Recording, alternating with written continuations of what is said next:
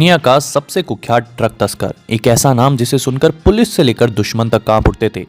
Pablo Escobar, वो आदमी जिसने गरीबी से उठकर कोलंबिया के ड्रग कार्टेल का बेताज बादशाह बनने तक का सफर तय किया। पाब्लो का जन्म 1 दिसंबर 1949 को कोलंबिया के एक छोटे से शहर रियो नेग्रो में हुआ। एक साधारण किसान परिवार में पैदा हुआ पाब्लो बचपन से ही बड़े सपने देखता था, वो भी अमीर बनने का। लेकिन वो रास्ता सीधा नहीं था। चोरी, तस्करी और गलत धंधों से पाब्लो ने अपने करियर की शुरुआत की, और ये शुरुआत कब इतनी बड़ी हो गई पता ही नहीं चला। 1970 के दशक में कोकेन का व्यापार जोर पकड़ रहा था। पाब्लो ने इस मौके को पहचाना और मेंडेलिन कार्टेल की स्थापना की। देखते ही देखते पाब्लो ने कोकेन को अमेरिका और दुनिया के बाकी हिस्सों में तस्करी करना शुरू कर दिया। कहा जाता है 1980 के दशक में दुनिया की 80% कोकेन पाब्लो के कार्टेल से आती थी। पाब्लो एस्कोबार ने इतनी दौलत कमाई कि वो फोर्ब्स की सबसे अमीर लोगों की सूची में आ गया।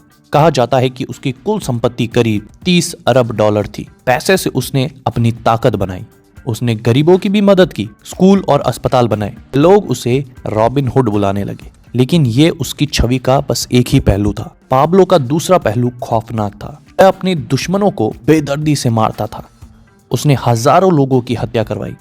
जब कोलंबिया की सरकार ने उसे पकड़ने की कोशिश की, उसने पुलिस वालों, जजों और पत्रकारों को भी नहीं बख्शा। पाब्लो का एक सीधा सा नियम था। वो कहता था, या तो मुझसे जुड़ जाओ और मैं तुम्हें अमीर बना दूंगा। लेकिन गद्दारी उसे बर्दाश्त नहीं थी। ऐसा करने पर वो गद्दार समेत उसके पूरे परिवार को खत्म कर देता था। पाब्लो इतना बड़ा हो चुका था कि उसे जेल में बंद कर पाना पुलिस के बस की बात ही नहीं थी। 1991 में पाब्लो ने सरकार से समझौता किया और ला कैथेड्रल नाम की अपनी खुद की बनाई हुई जेल में कैद हो गया। यहाँ तक कि उसके गार्ड्स भी उसके खुद के थे। लेकिन उसकी ताकत कम नहीं हुई।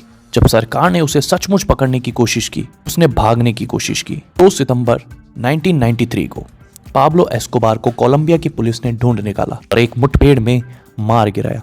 उसकी मौत ने मेंडेलिन कार्टेल का अंत कर दिया। लेकिन उसकी कहानी आज भी लोगों को रोमांचित करती है।